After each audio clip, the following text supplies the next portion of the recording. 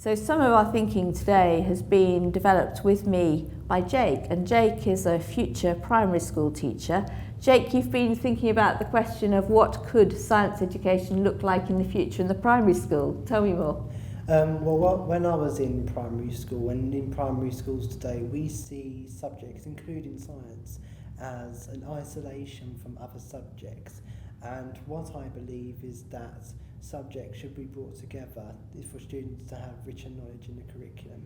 So in the science curriculum, we would ask the following question: why did the fire over London spread so quickly? Now we can look at two different aspects of the curriculum. We could look at the science curriculum and speak about how things burn very easily and what materials can use to burn very easily. And then the other section would be the history curriculum, where we look at the diary of Samuel Pepys. What I really like then about this question is, as you said, we could actually ask the same question but in two different disciplines. So as you said, we could start to see what kinds of answers we get in science. Just as you said, we start to see that we find out about materials in science when we can look at Samuel Pepys' diary in history. I'm also interested in us investigating new questions where we're not just looking at the answers we've got, but we're also thinking about how we investigate. So I'm going to put you on the spot now.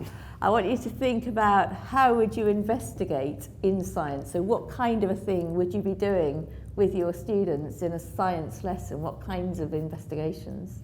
Well, what we'll be doing in a science lesson, we will be looking at obviously at different materials, so looking at other materials to support that. So for example, we've got a metal spoon as well as a piece of wood.